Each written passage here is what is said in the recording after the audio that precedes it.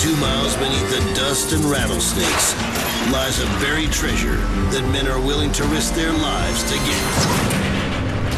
100% Texas crude. He's got to blow! This is the ultimate race to strike it rich. And modern-day cowboys are willing to dig deep. You gotta keep it drilling, rain or shine, man! Just for a taste. Oh, man, I live for this.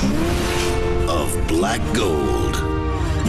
Tonight, 3 rigs go head-to-head, attempt to strike the same reserve. We got a heck of a well. They'll fight the clock.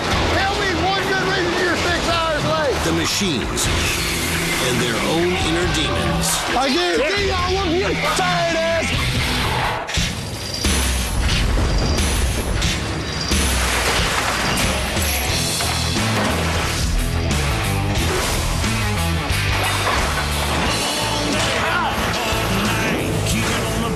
Turning to the right. Cut up, banged up, busted bones. Like men give their souls for black gold. Black gold.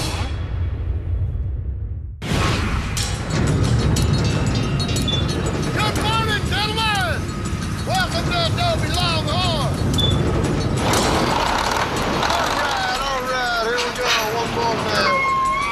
It's day 1 on the Longhorn rig, which means facing danger at every turn.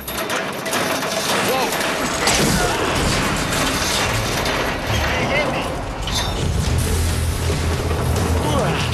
Hang on to it. Let's go. There's an oil boom in West Texas,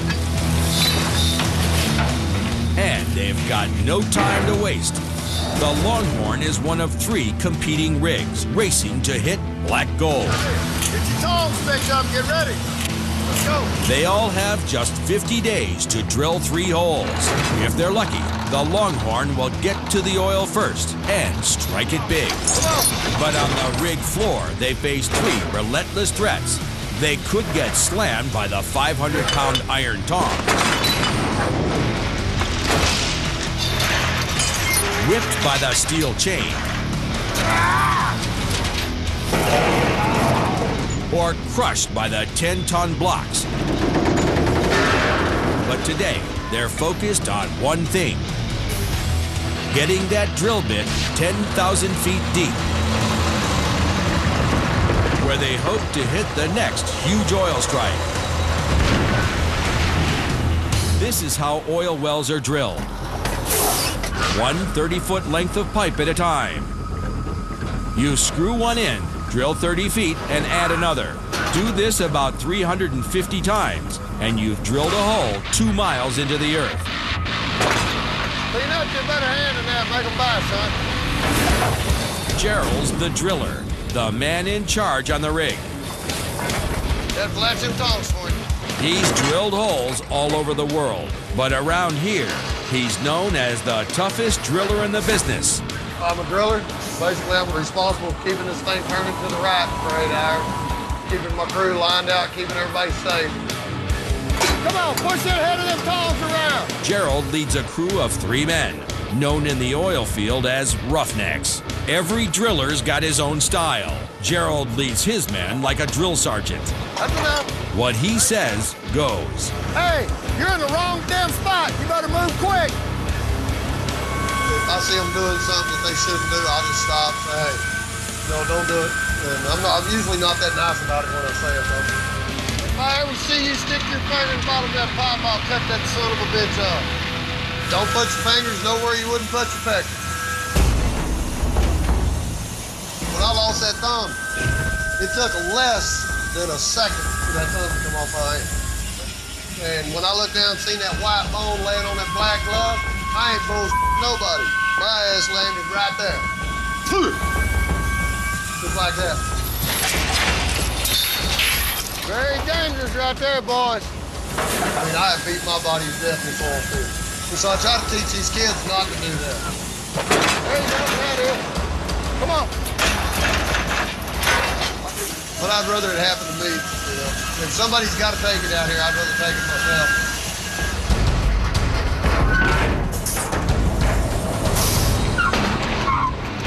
There's millions to be made if you can strike oil. So Gerald and his team have plenty of competition digging for black gold. Just 500 yards east of the veteran Longhorn is the state-of-the-art Viking rig. They're banking on technology to give them the edge. Yeah, it's brand new. It's right out of the package. It's a roughneck Christmas out here.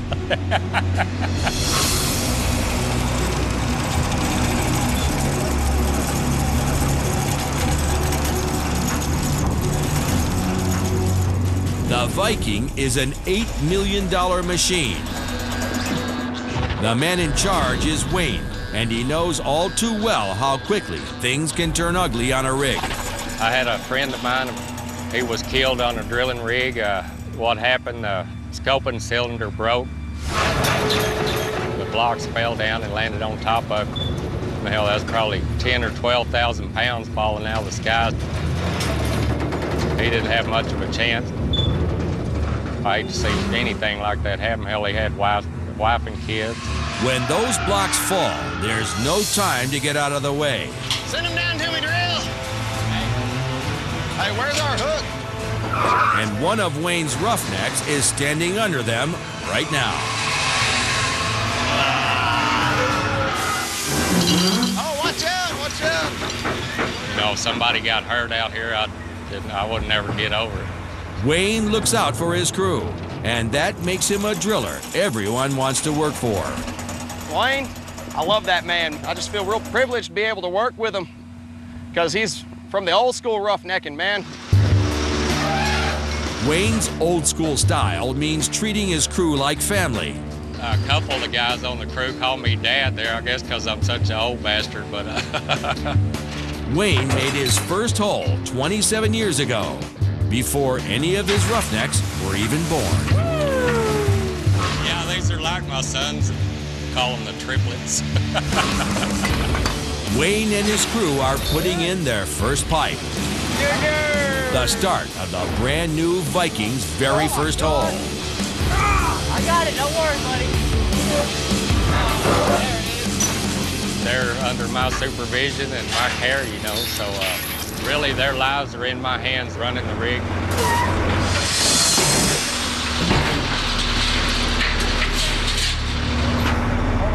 While Wayne keeps an eye on his crew, the brand new rig has a computer that tracks everything underground. It tells them exactly when to push the rig harder and when to pull back.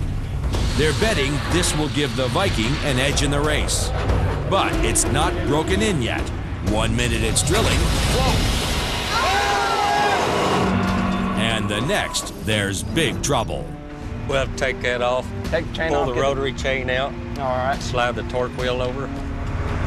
It costs almost $50,000 every day just to run the Viking.